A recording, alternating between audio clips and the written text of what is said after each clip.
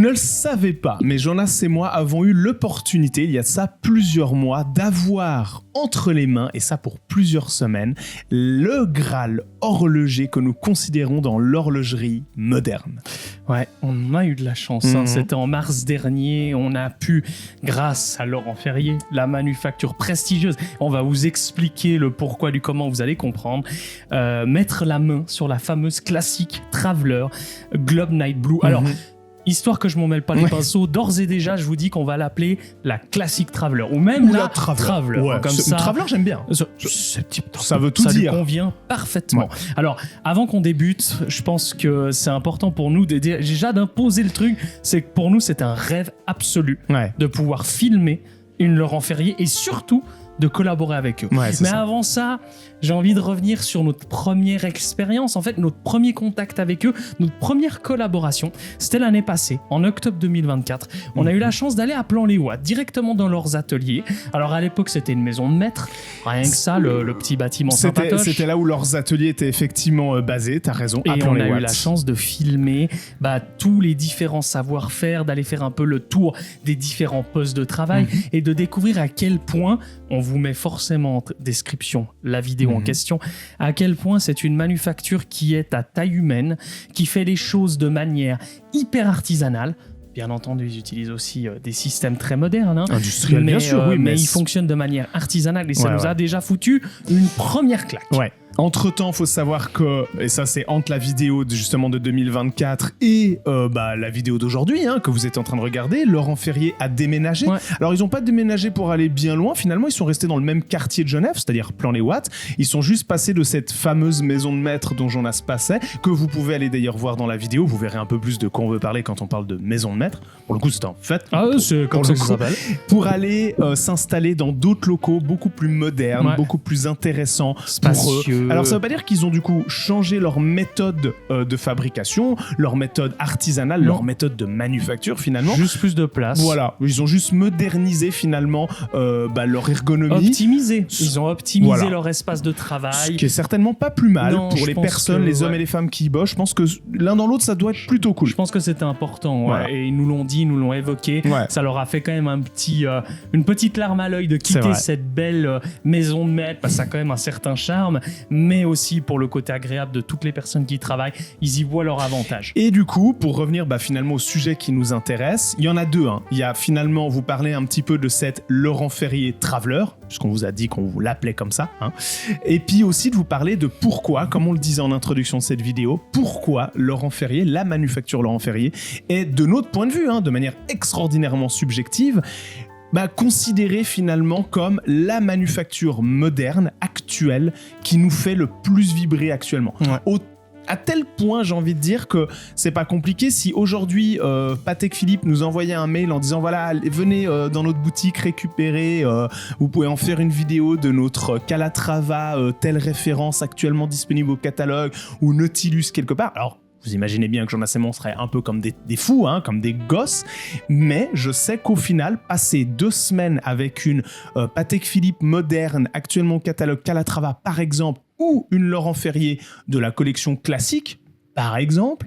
Je sais que actuellement Laurent Ferrier est la manufacture moderne qui me fait le plus vibrer. C'est celle qui me mettra le plus d'étoiles devant les yeux à avoir comme ça dans les mains pour quelques secondes, quelques minutes, ou carrément comme ce fut notre opportunité, notre occasion à Jonas et moi, de l'avoir au poignet pour plusieurs semaines pour réaliser cette vidéo. Ouais, et je trouve qu'il y a un point, tu parlais de Patek Philippe, il y a un point déjà qui est assez important si on parle de l'histoire.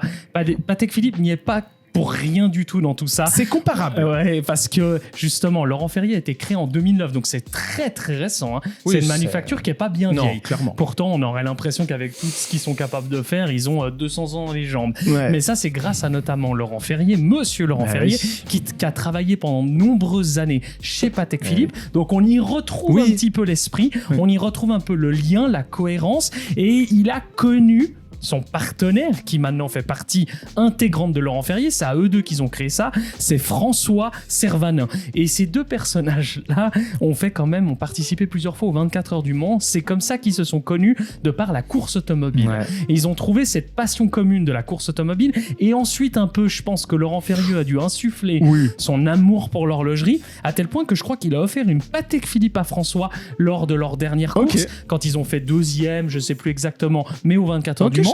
Ce qui fait que du coup, ils se sont dit, à un moment donné, et c'est ça qui est génial, parce que monsieur Laurent Ferrier avait 63 ans à cette époque-là, quand il a lancé Laurent Ferrier en 2009. Ça fait plaisir quand même. C'est de se dire, c'est quoi, on y va quoi. Ouais. On y go, on fait notre manufacture. On termine pas là notre carrière, mais on continue. On a l'énergie, on a une autre vie professionnelle à 63 ans. Donc rien que pour ça, on leur tire notre chapeau. Cool.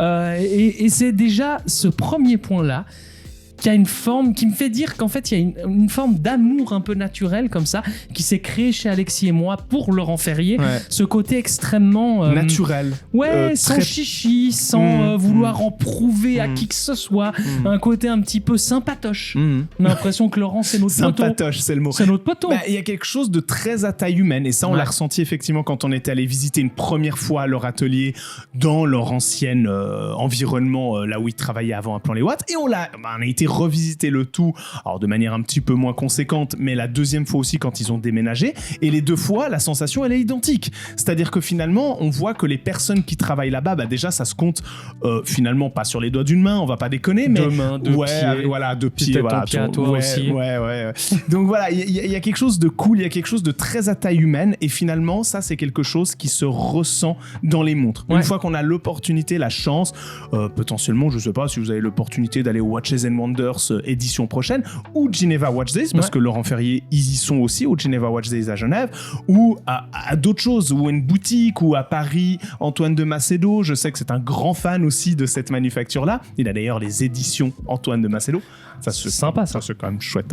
Je veux dire, voilà, vous avez peut-être l'opportunité d'aller comme ça, prendre des photos des montres, les prendre dans les mains, je pense que vous verrez un petit peu de quoi on veut vous parler.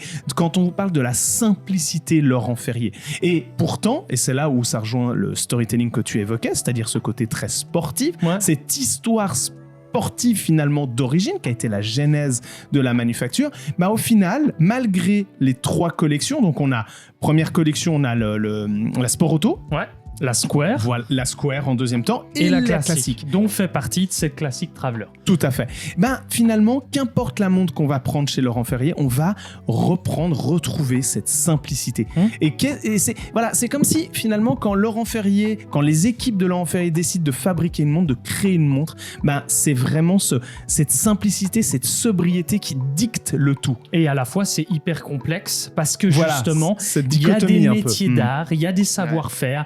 On pense notamment aux angles rentrants, aux angles sortants. Sur cette Traveler, qu'on vous le rappelle, reprend le globe terrestre vu de nuit.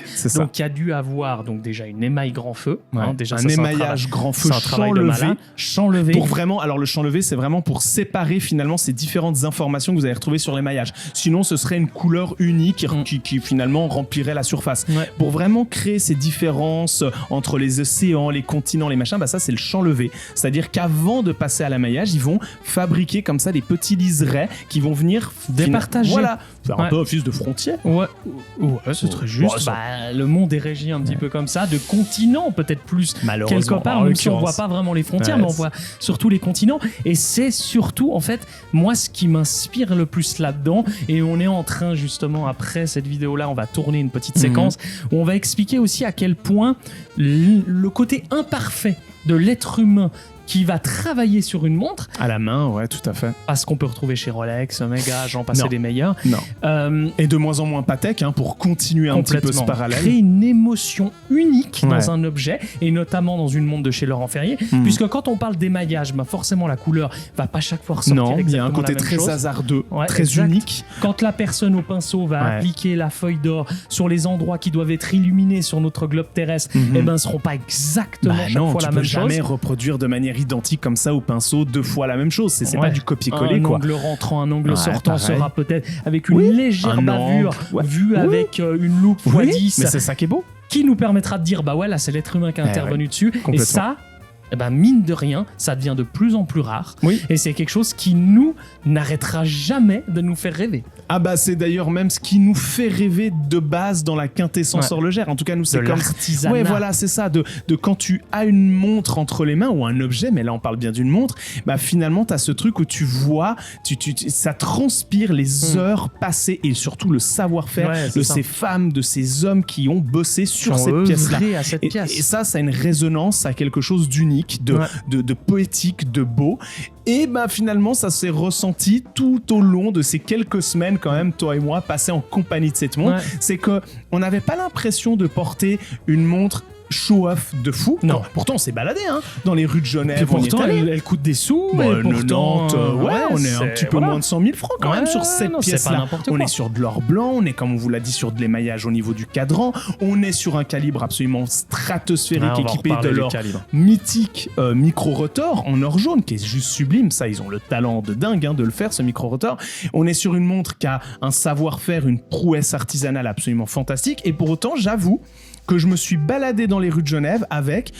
Bah, c'est con à dire, ça peut paraître un peu stratosphérique, vous qui écoutez ça, mais de manière très simple. Ouais. Et moi-même, je m'en suis étonné. T'avais une Swatch ou une Laurent Ferrier, blanc, bonnet blanc, quoi. Non, mais il y a quelque chose où finalement, tu ressens cette simplicité de chez Laurent Ferrier. Mais oui, parce que moi, je vais te donner un exemple. Si typiquement, on prend les versions classiques, ils la font à la fois la plus simple possible, entrée de gamme, dans les 40-50 000 francs, et à la fois, on peut monter à plusieurs centaines de milliers de francs si on a décidé d'avoir sur sa nouvelle Laurent Ferrier classique un tourbillon. Ouais.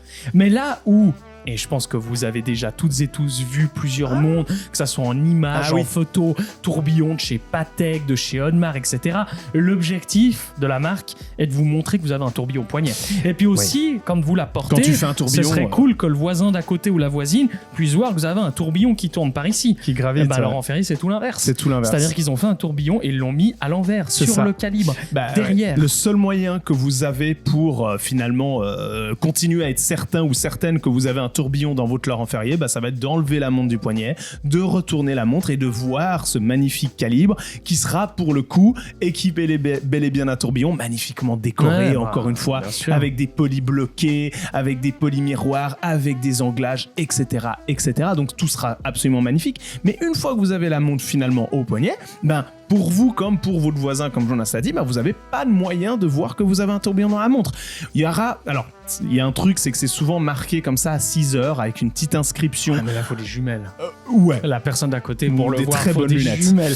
Non, mais je trouve que c'est très représentatif de quelque chose qu'on adore, Alexis et moi, et qui donne, in fine, un peu d'espoir. C'est le petit côté philosophique de cette vidéo. Ouais. C'est que on est dans une société qui nous fait comprendre qu'on doit montrer aux autres ce qu'on a, qui doit nous placer sur un certain statut social. Tout à fait. Et Laurent Ferrier, créé en 2009, encore une fois, rien que je le dis à chaque fois, c'est what the fuck. Oui, j'avoue. Ça fait 16 ans. C'est vrai que j'aurais, tu vois, avant que tu le dises au début de vidéo, j'aurais pensé que c'était plus dans les années 2000, voire fin des années 90. Moi, ça m'hallucine de se dire que dans l'époque 2009 qu'on parlait, Laurent Ferrier et François ont créé cette manufacture en se disant, c'est quoi, nous on va pas jouer, on va pas faire comme les autres, à la con là. On va faire des montres qui nous plaisent déjà à nous, parce que je pense que c'est l'important.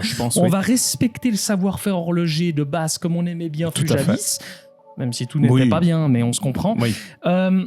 Et en fait, finalement, arrêtons d'être dans cette surenchère, arrêtons de vouloir prouver aux autres et d'acheter une montre pour ce qu'elle a bien envie d'évoquer à notre voisin ou notre voisine. Et ça, je trouve que ça donne de l'espoir parce que, in fine, on n'est pas tous obligés d'acheter la même chose. On n'est pas toutes et tous obligés de succomber à cette espèce de pression sociale et sociétale qu'on est en train de vivre. Et ils ont fait le pari. En 2009, ils ont fait le pari en se disant, les gens qui seront potentiellement capables financièrement et qui auront l'envie d'acheter une montre chez nous à plusieurs centaines de milliers de francs dotés d'un tourbillon magnifiquement exécuté, on fait le pari que ces gens-là, ce qui les intéresse finalement dans leur tourbillon, c'est pas le côté show-off de n'importe qui pourra le voir et je vais pouvoir frimer, mais c'est pour soi, c'est pour un plaisir personnel.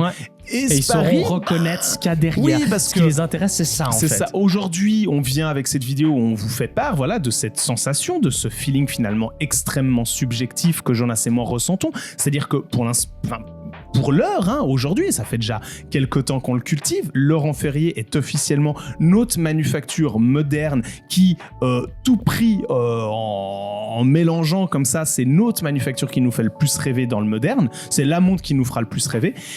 C'est quelque chose qui est de plus en plus communément accepté, ça. On entend de plus en plus parler de Laurent Ferrier. Tant mieux d'ailleurs. Ouais, bien sûr. C'est quelque chose qui, sur les réseaux sociaux, la création de contenu, la presse dédiée, etc., c'est quelque chose qui est de plus en plus accepté.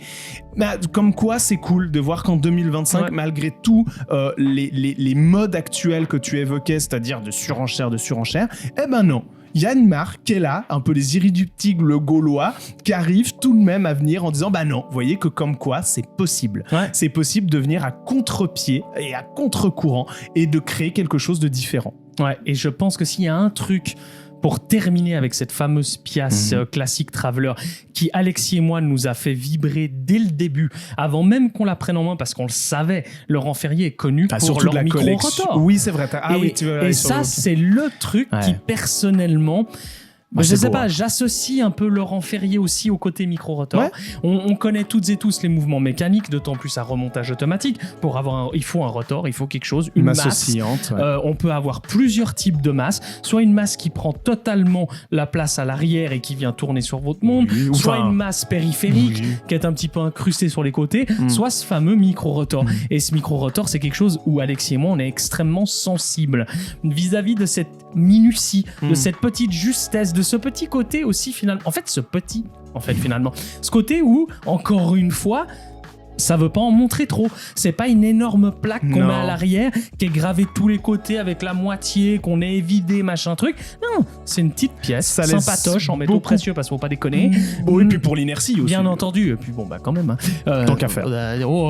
Mais c'est un côté un peu discret, quoi. Moi, j'aime bien le micro-rotor, c'est discret. C'est discret, ça laisse l'aération au mouvement de s'exprimer, et puis d'autant plus quand on voit les différentes, comment on pourrait dire, les finitions comme ça apportées à la main de manière artisanale dont les calibres sont dotés de chez Laurent Ferrier. Donc c'est d'autant plus la part belle à ce que tout ça puisse être encore plus visible, encore plus finalement ouvert comme ça sur le cadran, sur le mouvement. C'est très très beau, c'est très très fin. Et puis moi j'aime beaucoup cette masse oscillante de micro-rotor que Laurent Ferrier a le talent, parce qu'on va retrouver quelque chose de très élégant, de très décoré, et en même temps c'est marrant, mais quand on s'attarde 2 minutes dessus, on voit leur côté sportif. On voit leur héritage sportif, parce qu'elle est très profilée comme ça. Elle a un côté où on dirait qu'elle a pris vent. Voilà, c'est ça, exact. Et ça, je trouve ça très cool. On le retrouve à pas mal d'endroits, notamment les petits guichets DAT sur les classiques, où on voit qu'il y a un léger profilage pour faire passer la lumière. Alors là, il joue pas avec le vent, il joue avec la lumière.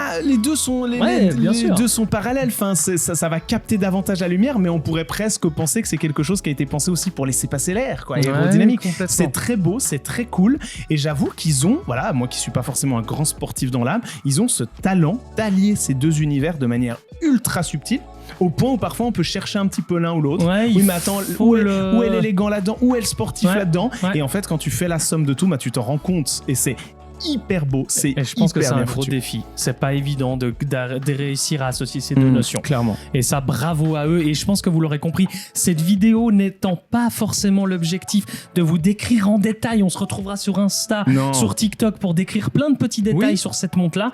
Mais c'est surtout pour nous l'occasion de vous partager à quel point nous sommes littéralement tombés amoureux de la manufacture Laurent Ferrier. Et on vous invite à faire de même, d'essayer d'un peu d'aller vous renseigner, d'aller regarder des photos. Peut-être, pourquoi pas, de passer sur Paris pour en passer une au poignet, ou sur Genève, ou si vous en avez l'occasion, parce que c'est des gens qui auront vraiment à cœur de transmettre leur passion. C'est ça qui est beau, et ça se ressent. C'est quand même hyper agréable. Et c'est surtout pour nous un rêve quelque part qui devient réalité. Qui est devenu, on nous aurait dit il y a 5 ans que oui les gars, à un moment donné vous allez collaborer avec la manufacture Laurent Ferrier.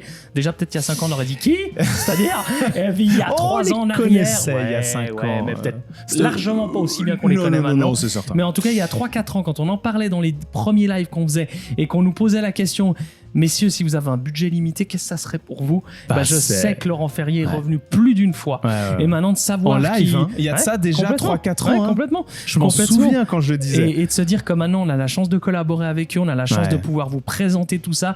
Pour nous, c'est un honneur. Pour nous, c'est une consécration quelque part. Donc on Clairement. les remercie infiniment pour ça. Et moi, j'ai vraiment hâte aussi de savoir dans les commentaires ce que vous pensez de tout ça. Ouais. Si vous êtes d'accord avec nous, Ouais. in fine. Ouais. Si c'est ce modèle Traveler que vous choisisseriez parmi la collection qui est quand même assez fournie de Ouais. chez Laurent Ferrier, nous on s'est posé la question, j'en ai c'est moi. Et in fine, j'étais tenté de dire que en ce qui me concerne, la complication World Time est une complication qui me parle finalement qu'assez peu, puisque je ne suis pas un grand voyageur ou Non, quoi. pas des masses. Mais pour autant, elle est bien mise en valeur de manière très subtile, avec simplement un guichet à 3h, un guichet à 9h. Puis un côté un peu ludique avec les poussoirs et tout, ça C'est apporte vrai, une t'as intervention raison. sur Et ta puis montre. surtout, sans cette complication World Time, on n'aurait pas la chance de bénéficier d'un aussi beau cadran Ouais, ça c'est sûr. émaillé avec ce globe. Vraiment, cet hommage à notre planète comme ça, éclairé par finalement les lumières industrielles, l'humanité qui est là, qui résonne. Moi, je trouve ça très très beau. C'est vraiment une prouesse. C'est vraiment une montre un peu plus de Ouais. leur catalogue. Et ça, ils le disent volontiers. Hein. Ouais. C'est une montre qui se veut un peu plus. En or blanc, elle est sublimissime. Et voilà, on a pris un kiff de fou et on tenait à vous le partager. Ouais, complètement. Donc, comme d'habitude, n'hésitez pas à liker cette vidéo, à la partager à toutes les personnes qui ont envie de voir de la rêver. haute horlogerie indépendante. Et littéralement, Ouais. c'est vraiment de l'indépendant. Hein. C'est pas du chiquet. Non. Et comme d'habitude, on se retrouve sur une prochaine vidéo. Et n'oubliez pas, d'ici là, Soyez à l'heure.